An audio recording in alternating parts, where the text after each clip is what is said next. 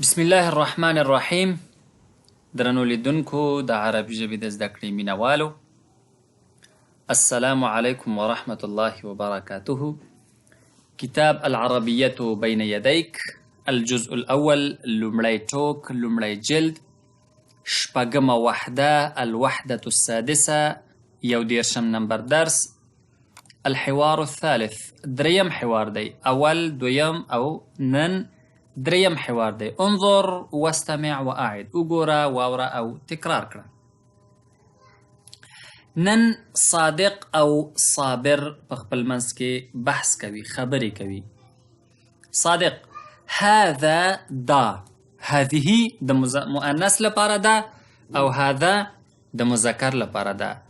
اذان العصر، د مازدیګر اذان. هذا اذان العصر، دا د مازدیګر اذان دی. صابر ورته څه وایي؟ هیا بنا. دا هیا بنا داسې اصطلاح ده لکه انګلیش کې چې وایي لیټس گو، زه چې ځو. هیا بنا الی المسجد، لیټس گو ټو ماسک، یا لیټس گو ټو مسجد، زه چې ځو مسجد ته. صادق ورته څه وایي؟ تنبلي او لټي. انا زه اصلي لمونځ کوم، فی په البیت کور کې. انا اصلي فی البیت، زه په کور کې لمونځ کوم. صابر څه ورته وایي؟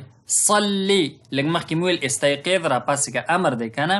صلي لمونځ وکړه. اصلي زه لمونځ کوم، تصلي ته لمونځ کوي. صلي لمونځ وکړه امر دی. فی المسجد، په مسجد کې. صلي فی المسجد. صادق ورته څه وایي؟ المسجد بعید، مسجد لرې دی.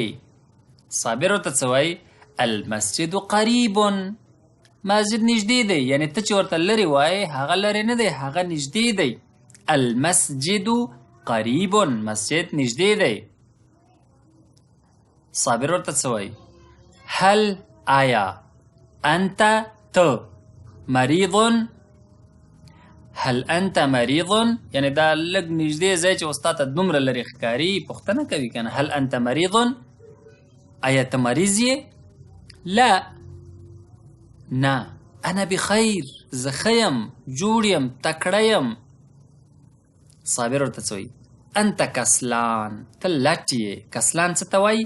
لټ، تنبل. صادق ورته څه وایي؟ هذا صحیح، دا صحیح خبره ده، دا صحیح ده. آسف، آسف عموما آسف دا وګورئ، دې ته مو فکر وي چې دا هغه زمونږ د چا نوم چې آسف وي که نه هغه په سواد سره وي، دا سین سره آسف دی. د آسف معنا ده، نو دا آسف چې دی دا پښیمانه ته وایي.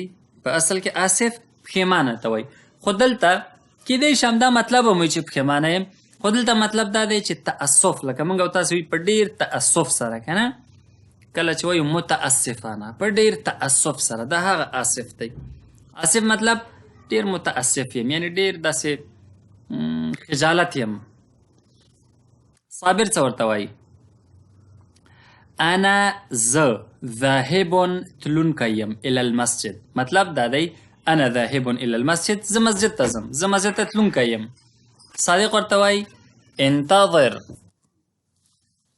انا ذاهب الی المسجد، زه مسجد ته ځم، زه مسجد ته تلونکی یم، زه مسجد ته روان یم. دا ټول اصطلاحات صحیح دي. صادق اسې نه متاسف او اسې نه خجالت ته ورته ویل چې انتظر، انتظار وکړه. انا ذاهب معک، زه هم در سره ځم، زه هم در سره تلونکی یم. دا ټولې معناګانې صحیح دي. انتقالیږو 140 نمبر صفحې ته. المفردات، العرض، presentation، انظر واستمع واعد، وګوره، واوره او تکرار کړه. دا د وختونو نمونه دي، البته عموما د 5 وخت لمونځ چې دی د هغې وختونه دي. الفجر، سحر مانځه وخت دی. الظهر، ماسپښین. العصر، مازدیګر. المغرب، ماښام. العشاء، ماسخوتن. مکه، المسجد الحرام، دغه دا ټول ګورې مکه نه دا کعبه ده. دا کوټه چې تاسو ته ښکاري دا مکه نه ده، مکه ښار دی ښه، او دغه ټول ساحې ته مکه وایي. دا چې دی کعبه ده. بل المسجد الحرام د دې د شاوخوا موږ خو ټول داسې یو صف ولاړ یو، یو طرف ته مو مخ وي، او د دې کعبې شاوخوا خلک ولاړ وي، دې ته مسجد حرام وي. دغه کوم مسجد چې دی دا مسجد حرام دی. او المدینه خو پیژنئ دا مدینه. المسجد النبوي په مدینه منوره کې یو مسجد دی.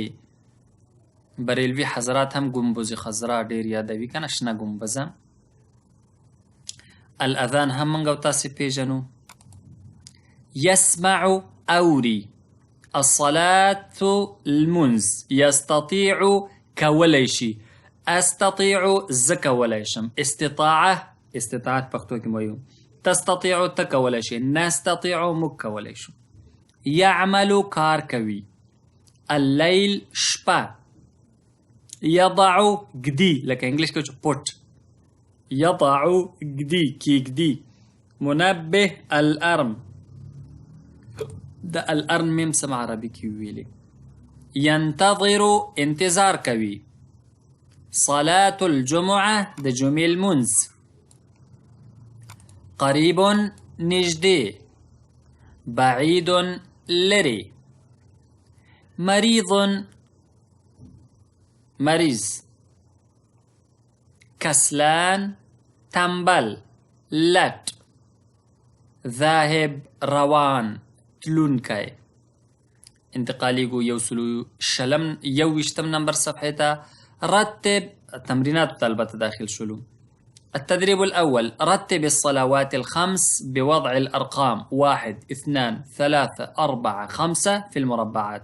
دا مربع ده 1 2 3 1 2 3 څلما غلط نمبر ځای شروع کړو. نو کوم مونځ چې اول کېږي هغې ته به 1 کېږدئ، کوم مونځ چې دویم کېږي هغې ته به 2 کېږدئ، او همداشان دا نور تمرین. التدريب الثاني البته دا تاسې حل کې. ضع علامة خطأ على الكلمة الغريبة.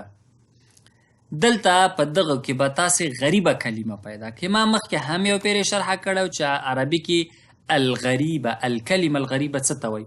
غریبه فقیره یو معنا نه ده. پښتو کې هم غریب فقیر ته وایي عموما که نه، یا مسکین و فقیر ته غریب. په عربي کې غریب مسافر ته وایي، یا غریب هغه څه ته وایي. پښتو کې یا دری کې ورته بیگانه وایي. بیگانه نااشنا. نااشنا مطلب دا من کوټه کې فرض کړه ټول تره زامن ناستي وو، یو تره زوی نه وي ملګری وي، دا ملګری موږ کې غریب دی په عربي کې، نااشنا دی، بیگانه دی. ځکه چې موږ ټول تره زامن یو، دا یو د بلې ساحې نه دی، یعنې د ملګرتیا په اصولو کې راغلی، په اساس راغلی، او دا نور چې دی ټول تره زامن دي. نو انشاءالله غریب دا نااشنا، مسافر عموما نااشنا وي که نه، ځکه عربي کې مسافرۍ ته الغربه هم وایي. نو غریبه کلمه به مو اوس پېژندلې وي، نااشنا او بیګانه کلمه. که چېرته اول دا تمرین تاسې حل کوئ، ویډیو سټاپ کوئ چې بیا وګورئ چې تاسې حل کړي که نه. ظهر، عصر، عشاء، مریض. وګورئ دا اوس کومه کلمه ده؟ غریبه کلمه ده، ځکه دا ټول د وختونو نومونه دي، اما دا پکې بل شی دی.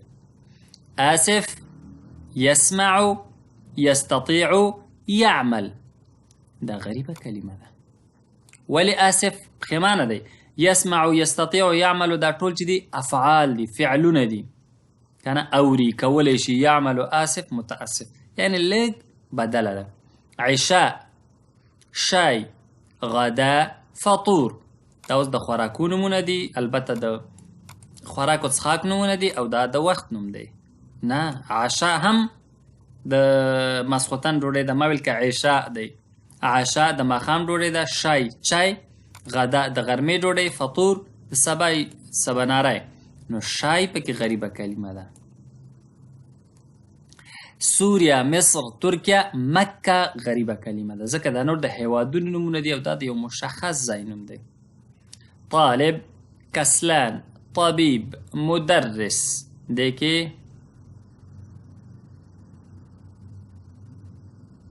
سخته ده.